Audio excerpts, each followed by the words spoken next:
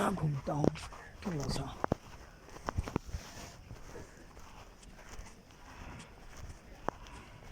शोर शराबे की ज़िंदगी से ना, अगर आप कभी ये मोबाइल, लैपटॉप, इनको सबको ना घर में रख के अगर आप बाहर निकलो ना, तो प्रकृति क्या है, आपको उससे क्या लेना चाहिए, उसका अनुभव मेरे तो अभी याद आया, मैं क्या करूँ, मैं तो कटवा पहुँच गया तभी आ गया। तभी आप ले पाएंगे।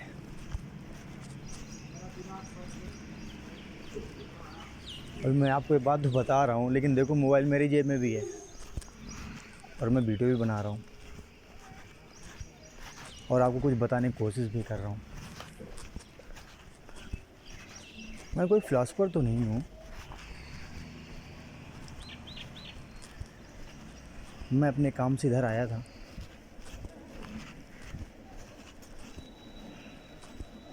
मेरी ट्रेन अभी काफ़ी टाइम है उसको आने में, तो मैं बैठे बैठे ना जो ये अनुभव कर रहा था, तो मुझे लगा आपके साथ भी शेयर करना चाहिए। तो बस मैं वही कोशिश कर रहा हूँ। बाकी आज के समय में तो सभी अपने तरीके से ज़िंदगी जीना चाहते हैं। कोई किसी को ज़िंदगी पे किसी का हस्तक्षेप कोई पसंद नहीं करता है।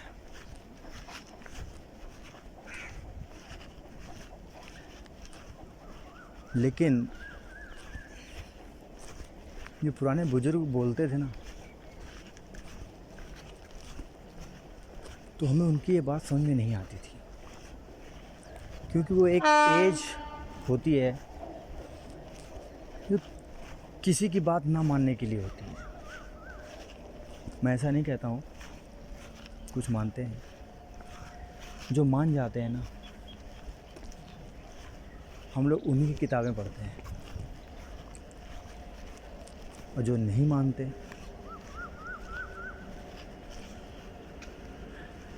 तो ज़िंदगी के अंत में फिर वो ये सारी बातों को सोचते रहते हैं कि काश हमने भी अपने माँ बाप की, बुज़ुर्गों की बातें सुनी होती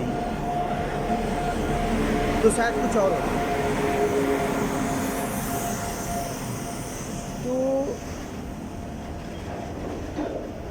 ज़्यादातर जो ओल्ड एज के लोग होते हैं ना, उनको किसी और से समस्या ज़्यादा नहीं होती है, उनको खुद से होती है। और ये उन्हें मालूम है कब पता चलता है? ये उन्हें पता चलता है जब वो अकेले होते हैं। बच्चे सभी बड़े स्कूलों में पढ़ रहे होते हैं, उनके बच्चे जॉब कर रहे होते हैं, उनके पास करने के लिए कुछ नहीं होता, वो कुछ कर नहीं सकते उसमें। अब उस समय पे वो अपनी ज़िंदगी को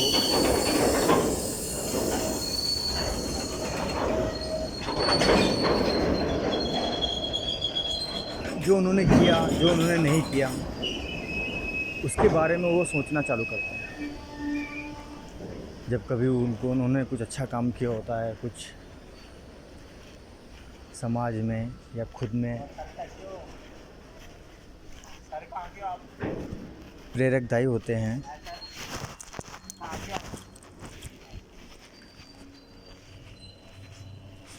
तो उनको अच्छा लगता है। हम लोग उनसे बोलते हैं, यार दादा बहुत खुश हो, क्या बात है? तो खुशी खुशी बोलते हैं, कुछ नहीं बेटा, ऐसा ही। क्योंकि उनको अपने ज़िंदगी के कुछ हसीन पल याद आते हैं, तो खुश रहते हैं। उस दिन अच्छा खाते भी हैं, स्वस्थ रहते हैं, उनके चेहरे में चमक भी दिखती है। लेकिन जब ऐसा नहीं होता है ना, तो उनको याद आता है वो सारी बातें,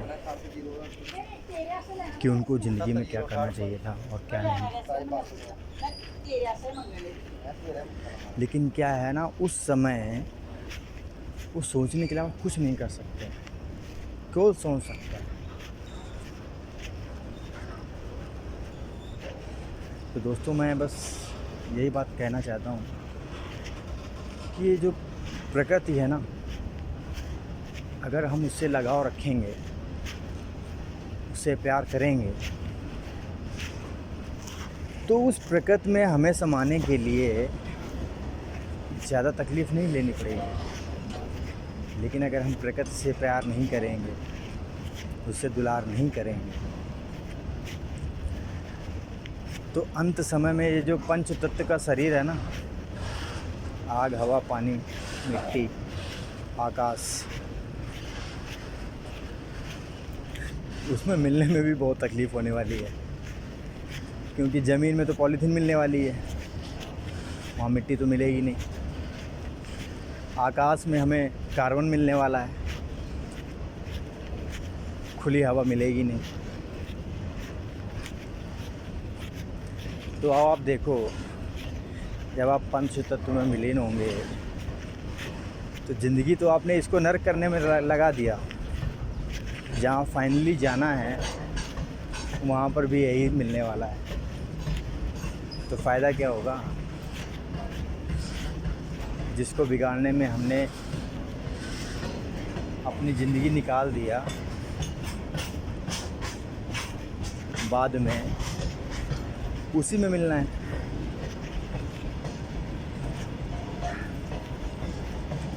मेरा एक ही कहना है,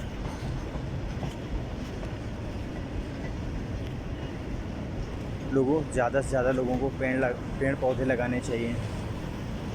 जितना वो कर सकता है उसको वो उतना करना चाहिए।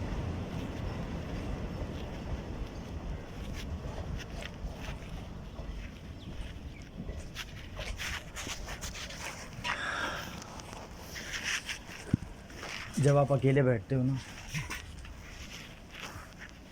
तो 1 घंटे में कितने मिनट होते हैं और 1 मिनट में कितने सेकेंड होते हैं,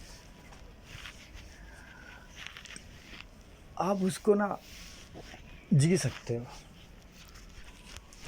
लेकिन अगर आप वही मोबाइल ले लो, व्हाट्सएप, फेसबुक, मूवी, गाने, वही रिपीट, पर डे वही रिपीट, सेम गाने,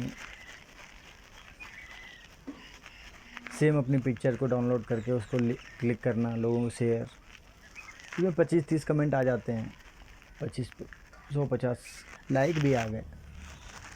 तो ये झूठी ज़िंदगी से आप कब तक, समझ रहे ना? ये झूठी ज़िंदगी है भाई। एक दूसरे को दिखाने में, एक दूसरे को नीचे करने में आप क्या कुछ नहीं करते। लेकिन इसका अंत क्या है सभी को पता है। ये बातें तभी याद आती हैं जब कोई बंदा अकेले बैठता है, प्रकृति से प्यार करता है, उसके बीच में बैठता है। तो ये प्रकृति ये सारी चीज़ें हमको बताती है, सुनाती है।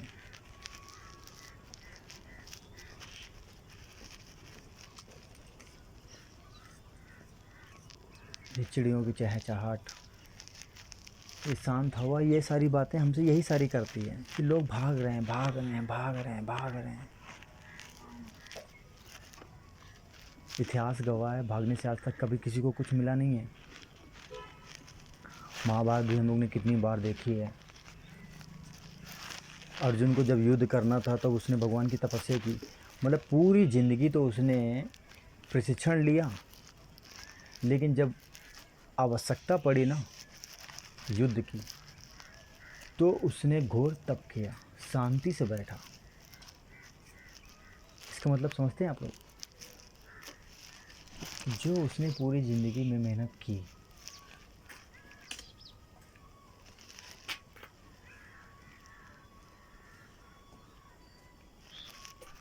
नो डाउट फ़ायदा तो उसको मिला, लेकिन आप देखो ना, जो उसको शांति से जो तपस्या करके जो मिला,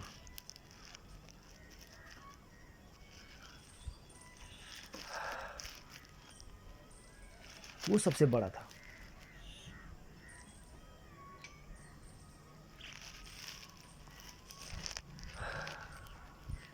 तो भागने से क्या होगा? एक दूसरे को हम हरा सकते हैं, गिरा सकते हैं, थोड़ी देर के लिए खुशी मिल सकती है,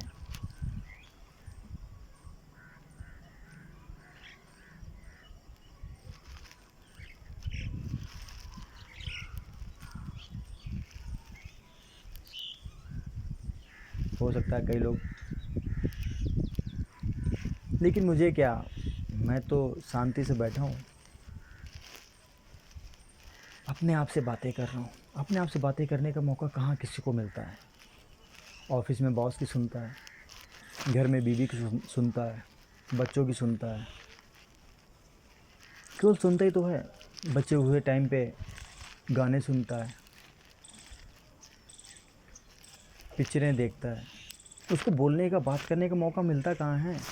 कौन उसको बोलने देता है? बॉस बोलने नहीं देता, बोलेगा तो वो बाहर जाएगा। तो अगर आप ऐसे हिल स्टेशन पे आते हो, शांति से बैठते हो, तो आप खुद से बातें कर सकते हो, जो बहुत ज़रूरी है। ये फील ना सबके सामने बैठ के सुनने में नहीं आएगा। ये फील आएगा जब आप अकेले शांति में कहीं बैठे होंगे, और अगर उस समय आपने ये मेरी बात सुनी ना,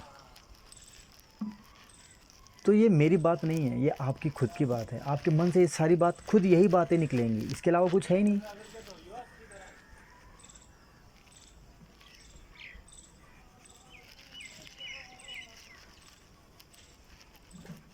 फिर एक बार, गाने वगैरह मत सुनना बाहर हिल स्टेशन में, क्योंकि वो तो काम आप घर में भी करते ही हो। बाहर जाके भी अगर वही करना है तो क्या फ़ायदा। इसलिए मैंने स्टार्टिंग में ही बोला था कि मोबाइल, लैपटॉप ये सब घर में ही छोड़ के जाओ। बॉस से बोलो मैं 10 दिन की छुट्टी पे हूँ, मेरा फ़ोन स्विच ऑफ रहेगा। फिर आप ना अपनी ज़िंदगी खुद जियो। पैसा तो आप कमा ही रहो, कमाते ही रहोगे, ऐसे ही चलेगा। लेकिन सोचो कल को कुछ हो जाए तो आप तो ये सोचोगे यार मैं तो ढंग से अपने से बात भी नहीं कर पाया। किसी और को तो सुनाने की बात छोड़ो, आप खुद को ही अपनी बात नहीं सुना पाए। लोग बोलते हैं मेरी कोई सुनता नहीं, मेरी कोई सुनता नहीं। यार पहले खुद तो खुद की सुनो, पहले खुद को बोलो, खुद को सुनाओ, फिर देखो दूसरे भी सुनते हैं, सुनेंगे भी। इम्पॉर्टेंट ये है कि आप अपनी बातें खुद से करते हो और खुद सुन लेते हो। जब आप खुद अपने आप को बोल के सुनते हो तो आपको पता चलता है आप कैसे बोलते हो, क्या कमियां हैं उसमें। वो जब आप दूर करोगे तो दूसरे भी सुनेंगे, क्यों नहीं सुनेंगे।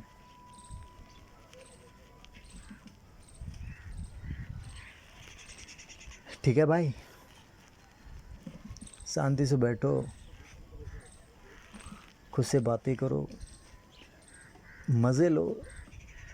प्रकृति ने इतना सब कुछ दिया है, हम उसको क्या कर रहे हैं ये भी देखो। ओके, बाय दोस्तों।